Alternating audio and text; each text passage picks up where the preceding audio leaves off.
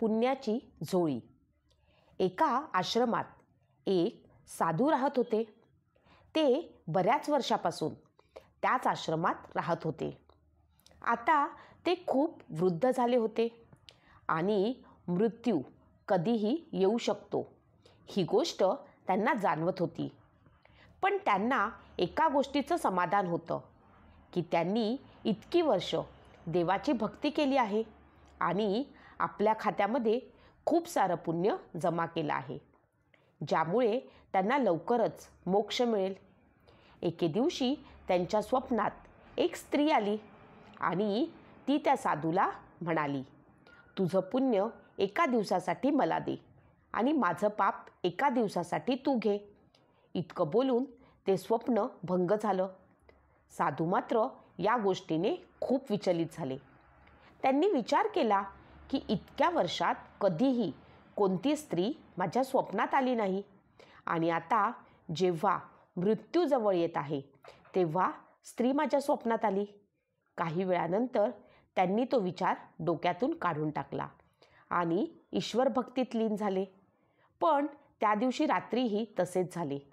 ती स्त्री पुन्हा त्यांच्या स्वप्नात आली आणि म्हणाली, मला एका दिवसासाठी तुमचं पुण्य द्या आणि एका दिवसासाठी माझं पाप तुम्ही घ्या. यावेळी साधूनं त्या स्त्रीला ओळखण्याचा प्रयत्न केला, पण तसे होऊ शकले नाही, कारण तिचा चेहरा फारच अंधुक दिसत होता. खूप प्रयत्न करूनही साधू तिला ओळखू शकले नाही. पण आता मात्र ते विचार करू लागले की ही स्त्री सतत येऊन मला एका दिवसासाठी पुण्य का मागत आहे? एका दिवसाच्या पुण्यानं हिचं काय होणार आहे?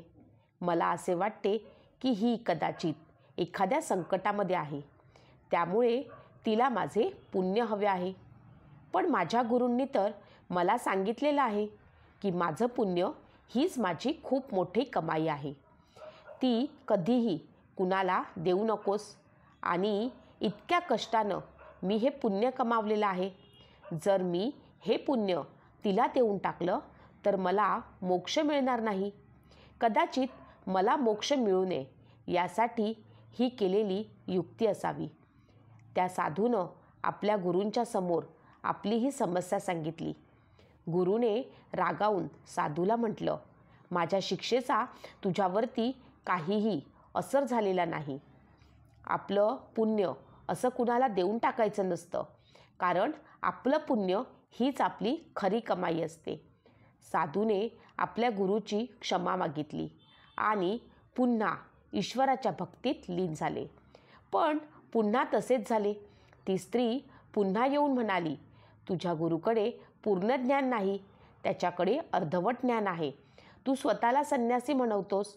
पत्नी, मुलं आणि संसार सोडून तू या गोष्टीचा अभिमान बाळगतोस की तू एक संन्यासी जीवन जगत आहेस.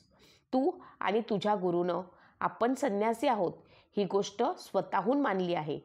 एखाद्या गरजवंताला मदत करावी ही गोष्ट देखील तुमच्यात नाही.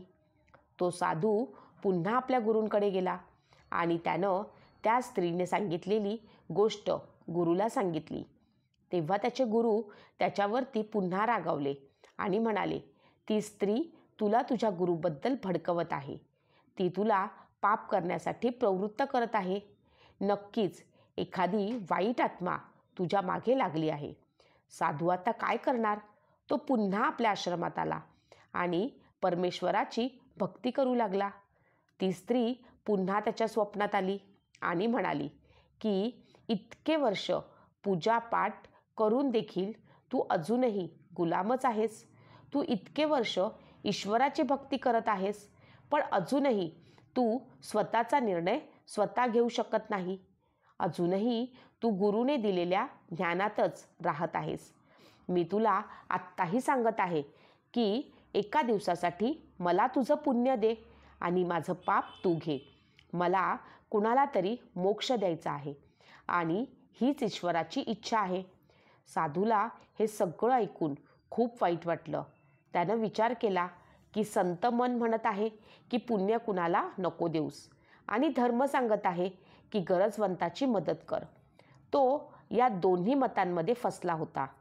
त्याचे गुरु देखील त्याला कोणताच रस्ता दाखवत नव्हते, पण त्या स्त्रीला मात्र कुणाला तरी मोक्ष द्यायचा होता. तेव्हा साधूला एक युक्ती आली. जेव्हा एखादा मार्ग दिसत नाही तेव्हा सर्व काही ईश्वरावरती सोडून द्या. ईश्वरच तुम्हाला त्यातून मार्ग दाखवेल आणि ईश्वरालाच त्याचं समाधान विचारा. त्यानं परमेश्वराला ह्याच्यावरती उपाय विचारला. तेव्हा एक आकाशवाणी झाली. आकाशवाणीनं साधूला प्रश्न विचारला, अगोदर मला तू हे सांग की तुझ्या कोणत्या पुण्याच्या जोरावरती तू इतका आनंदी आहेस? तेव्हा साधू म्हणाला, मी खूप वर्ष देवाची भक्ती केलेली आहे, ब्रह्मचर्य पाळलेलं आहे. मी फक्त भिक्षेवरच जगलो आहे. मी कोणतीही संपत्ती जमा केली नाही. त्यागालाच मी माझं जीवन मानलेलं आहे. माझी पत्नी, मुलं यांचा देखील मी त्याग केला आहे.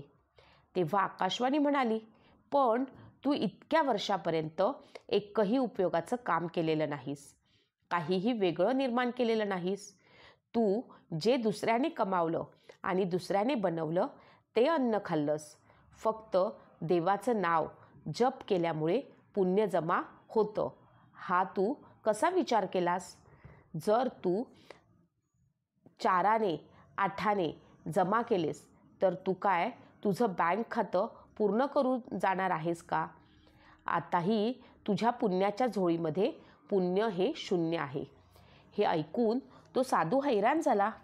तो खूप निराश झाला, पण तरी देखील हिम्मत करून त्यानं परमेश्वराला विचारले, जर माझ्याकडे पुण्य नाही तर मग ती स्त्री माझ्याकडे पुण्य का मागत आहे?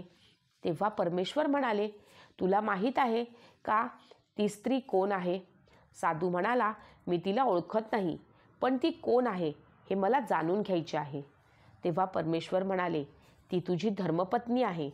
तू जेव्हा संसाराचा त्याग करून आलास तेव्हा तुला माहीत आहे की ती काय काय करत होती? साधूला हे ऐकून आश्चर्य वाटलं. तो म्हणाला, नाही, मला त्याबद्दल काहीही माहिती नाही. परमेश्वर म्हणाले, तर मग ऐक, जेव्हा तू तुझ्या घरातून चुपचाप निघून आलास तेव्हा ती बरेच दिवस तुझी वाट पाहत होती आणि रडत होती. पण जेव्हा घरातील धनधान्य संपलं, मुलं भुकेनं व्याकुळ झाली, घरात अन्नाचा दाणा नव्हता, तेव्हा तिनं आपलं हे दुःख बाजूला केलं. ती जागोजागी काम शोधण्यासाठी जाऊ लागली. ती शिकलेली नसल्यामुळे तिला चांगलं काम मिळालं नाही. तू अशा पद्धतीनं घराचा त्याग केलास. त्यामुळे तिला मुलांचं पोट भरण्यासाठी एका आश्रमात काम करावं लागलं. ज्या आश्रमामध्ये कुष्ठरोगी होते, तिला त्यांची सेवा करायची होती. ती त्यांची दररोज सेवा करत होती आणि स्वतःला मात्र त्या आजारापासून वाचवण्याचा प्रयत्न करत होती. ती आजही स्वतःला एक पापी स्त्री म्हणते, कारण तिचा पती तिला असा मध्येच सोडून गेला. पण आता मात्र ती तुझ्यामुळे खूप बेचैन झालेली आहे, कारण तिला असा भास होतो आहे की तिचा पती लवकरच मरणार आहे. त्यासाठी ती हा विचार करत आहे की तिच्या पतीला मोक्ष मिळाला पाहिजे, ज्यासाठी तो घर, मुलं, पत्नी आणि हा संसार त्याग करून गेला होता. ती सारखी देवाला प्रार्थना करत आहे की जर माझं आयुष्य काही कामात आलं तर घ्या, पण माझ्या पतीस मात्र मोक्ष द्या. त्यामुळे मी तिला सांगितलं की तुझ्या आयुष्यातील एक दिवस तू तुझ्या पतीस दे आणि त्याच्या आयुष्यातील एक दिवस तू घे. तेव्हा ती म्हणाली की माझ्या झोळीमध्ये पुण्य कुठे आहे?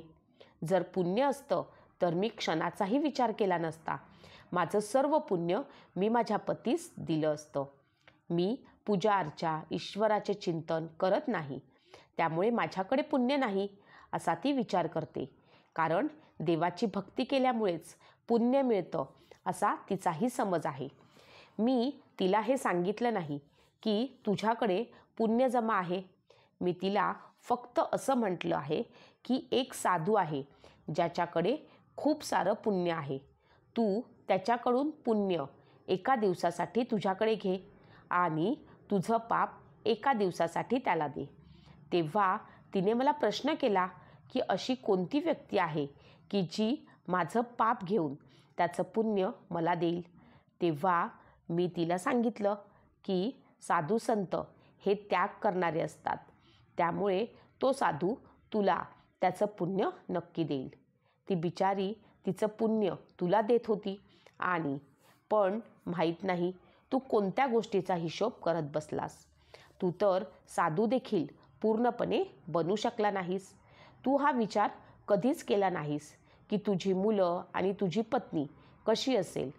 पण तुझी पत्नी मात्र आजही हाच विचार करते की जो मोक्ष मिळवण्यासाठी तू सर्वांचा त्याग केलास तो मोक्ष तुला मिळाला पाहिजे.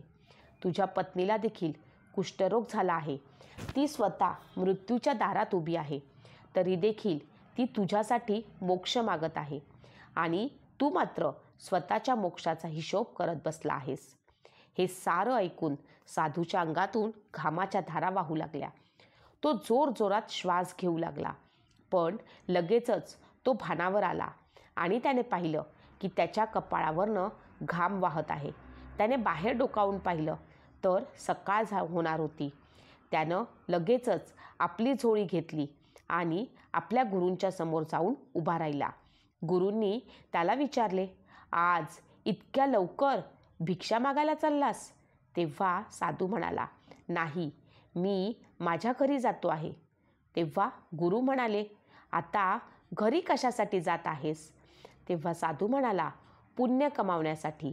धर्म म्हणजे पुण्य कमावणे नव्हे. किंवा तासनतास मंदिरात बसून देवाची पूजा केली, घंटानाद केला तर त्याने पुण्य जमा होत नाही. खरं पुण्य तर ह्यात आहे की तुम्ही एखाद्या भुकेल्याला जेवण खाऊ घाला, एखाद्या आंधळ्याला रस्ता पार करण्यासाठी मदत करा, एखाद्या गरजवंताची मदत करा, कुणी आजारी असेल तर त्याचा इलाज करा. हाच खरा धर्म आहे आणि यातूनच आपल्या पुण्याचं गाठोडं भरलं जातं. फक्त पूजा अर्चा, संन्यास हे सारं करून पुण्य जमा होत नाही. कुणाची जर का खऱ्या मनापासून मदत केली तरच तुमच्या पुण्याची झोळी भरेल. पुण्य जमवण्यासाठी आणि मोक्ष मिळवण्यासाठी आपली जी कर्तव्य आहेत त्यापासून पळून जाऊन ते आपल्याला मिळणार नाही. आपली कर्तव्य आपण पार पाडणं अत्यंत गरजेचं आहे.